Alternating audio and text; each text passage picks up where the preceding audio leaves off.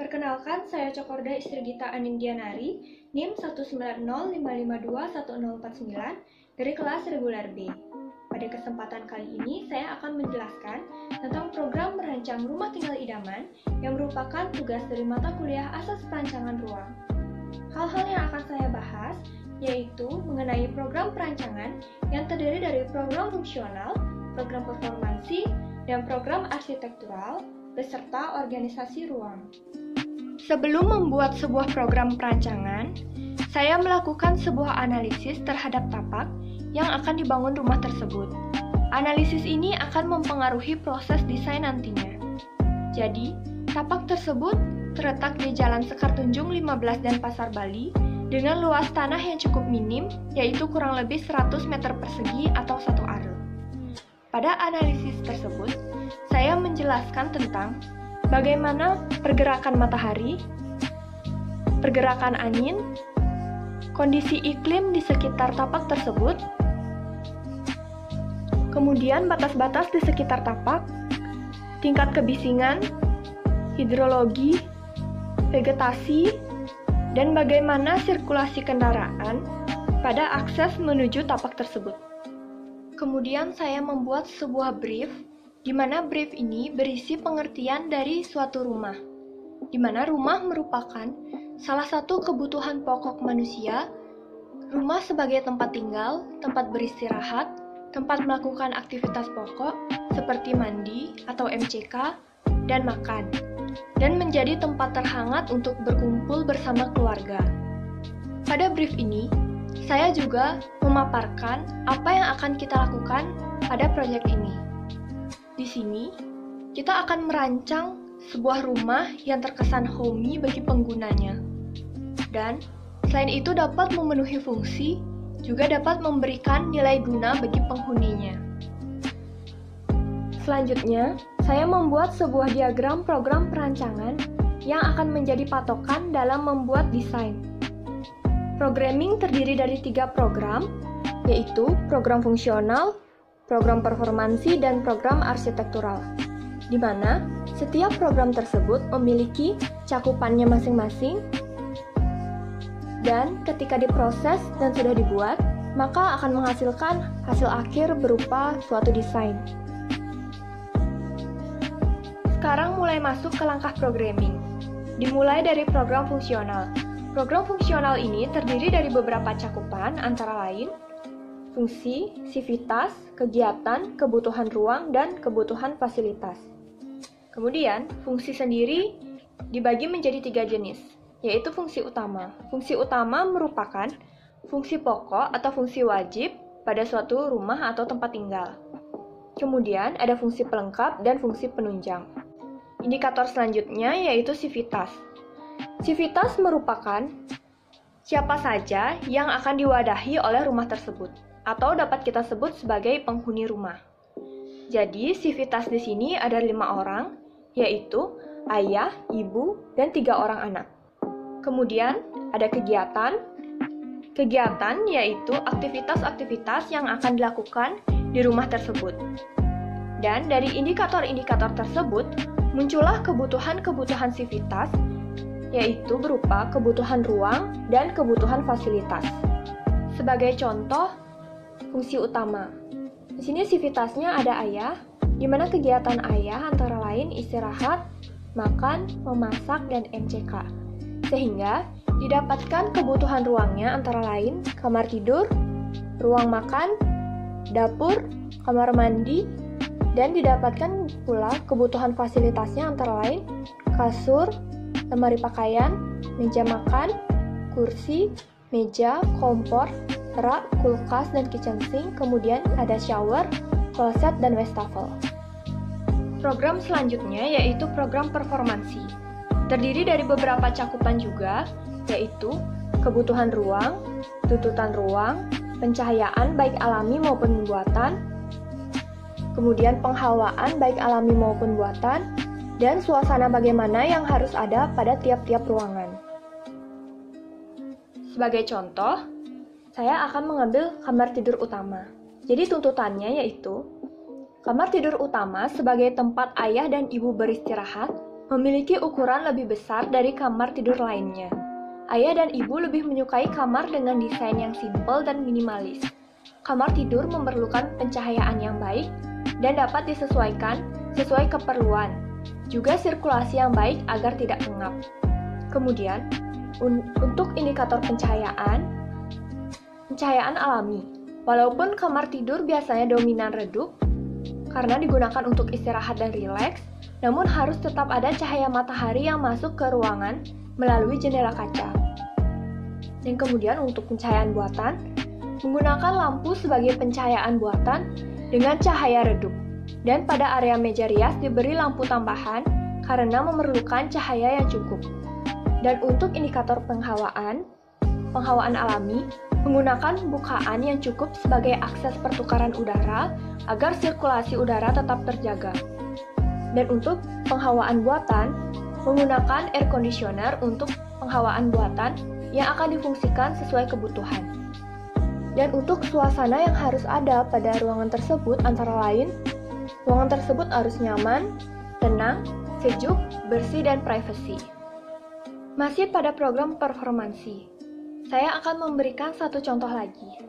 Jadi di sini ada kamar mandi atau WC dengan tuntutan kamar mandi sebagai tempat MCK sehingga bersifat privasi dan tertutup. Material kedap air baik pada dinding maupun bukaannya.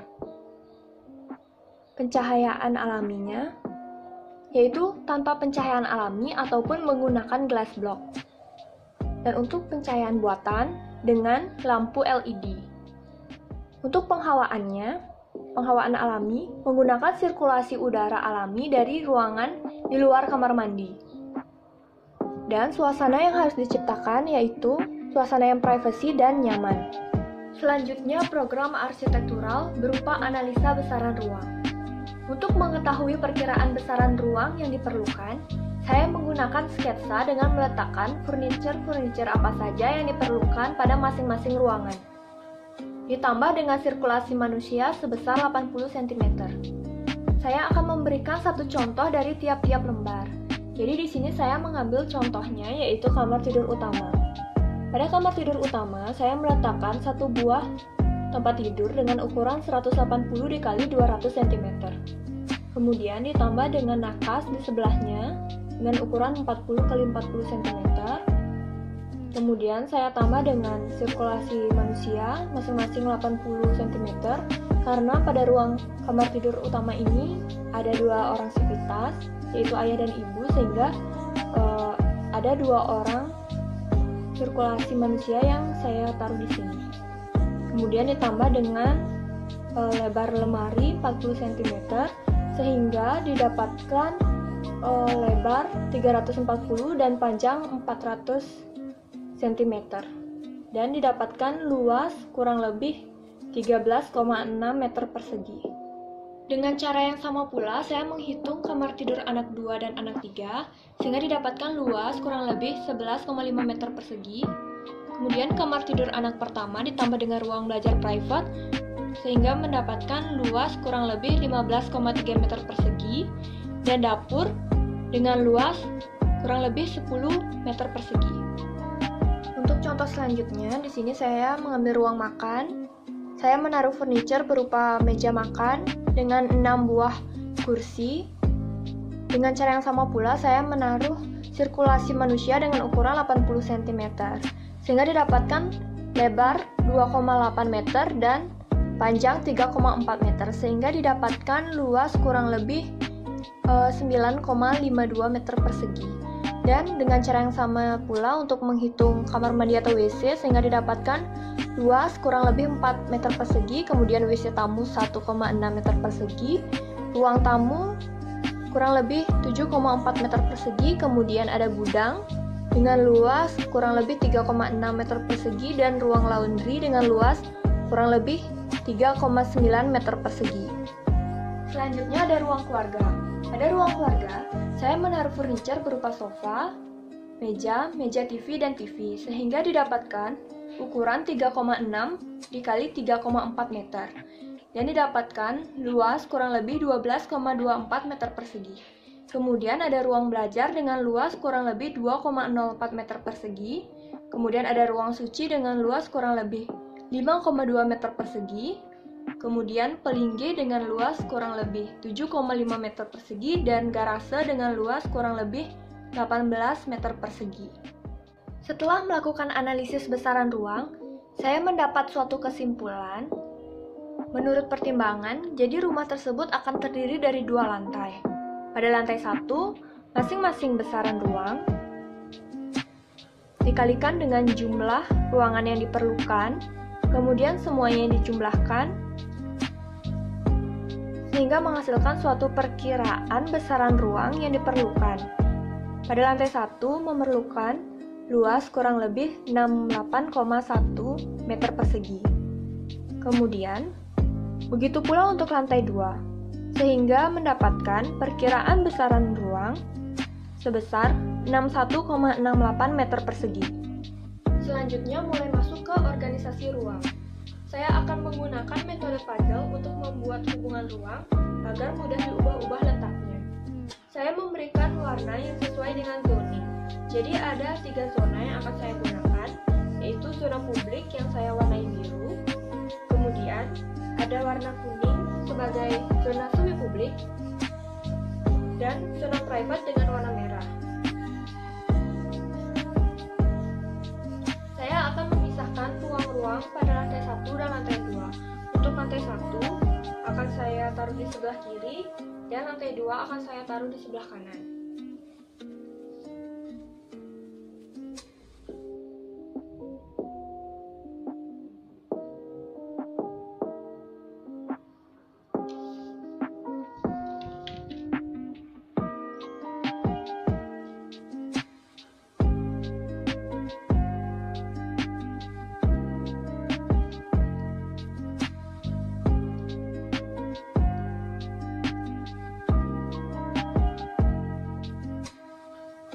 Setelah dipisahkan, saya akan mulai mencoba menyusun diagram bubble ini.